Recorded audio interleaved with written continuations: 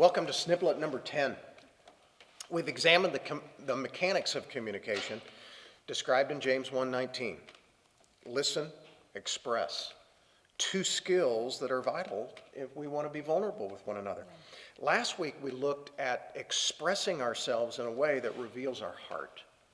So this week what we want to do is develop the skills of listening that foster heart connection. Yeah, and hopefully as an application from last time, you took some time to look back and break your pre-leaving home years into three categories of childhood and teen years and early adulthood, and identified some events in those windows of time that have really impacted you, and then shared those with one another.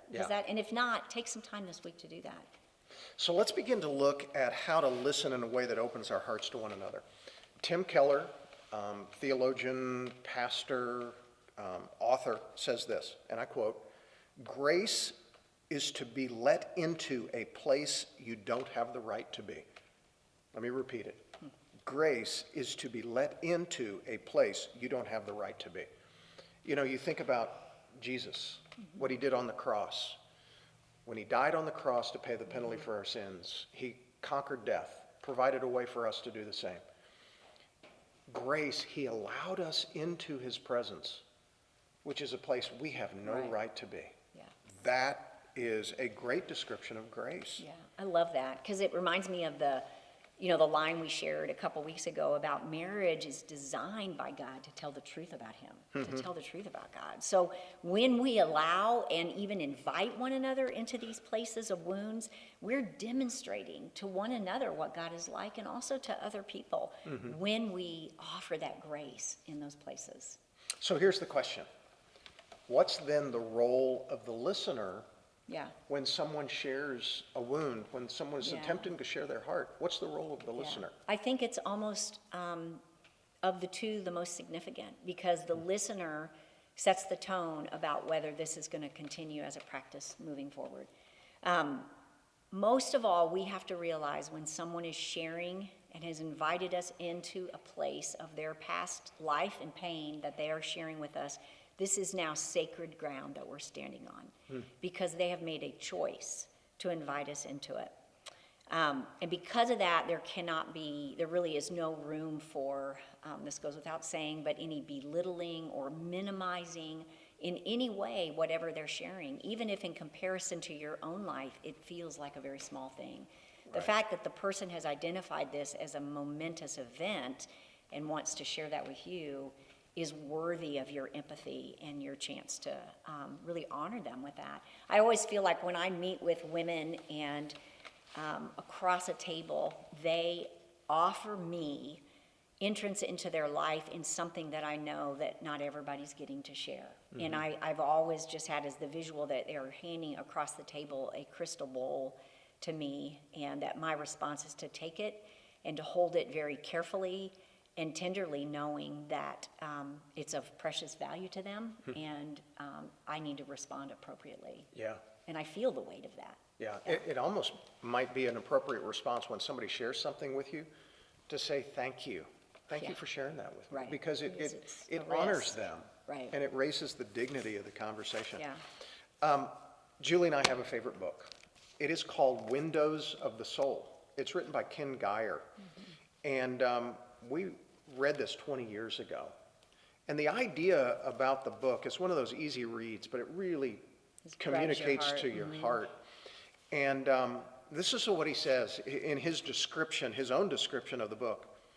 God, he stands at the windows of the easily overlooked and the unlikely, tapping at the pain.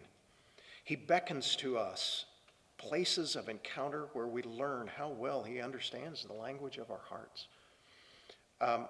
One of the windows that God speaks to us through is the window of our tears.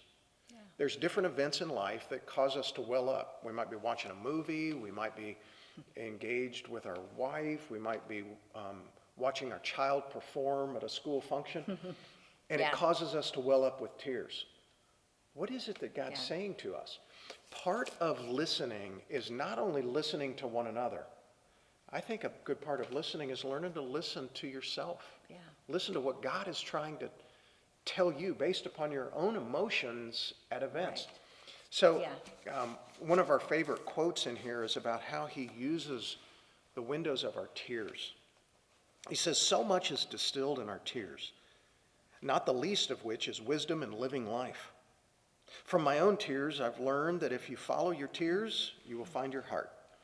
And if you find your heart, you will find what is dear to God. And if you find what is dear to God, you will find the answer to how you should live your life. Isn't that beautiful? I love that. Yeah. You know, you think about how often you have probably caught yourself saying to somebody, usually out of embarrassment, I don't know why I'm crying right now, as you're telling a story or you're watching a movie. And I think that's what the heart of that quote is he's saying, don't blow that off. Acknowledge that. You know, you think about how informative that quote was for us in our early years, because it really helped us understand how important it was to really empathize with each other when we were telling anything about the past in our lives as it has affected who we are as a man or a woman. Yeah. So here's the application. Continue to listen to one another. If you haven't done that exercise, go back and talk about your childhood, teenage, Teen years, yeah. post-teenage adult, years, yeah. young adult years. And those wounds, and as you share, listen. But here's the other application. Listen to yourself. As you are watching a movie and you well up with tears, ask, what is it? Why did I do that? What's important to me? Right. Because there's a window into that. When you're watching your child, when you're interacting and emotions come to the forefront, ask yourself the question, what is God communicating to me in the midst of that? Yeah. So we look forward to being with you next week. So have a great week. We'll see you in a week.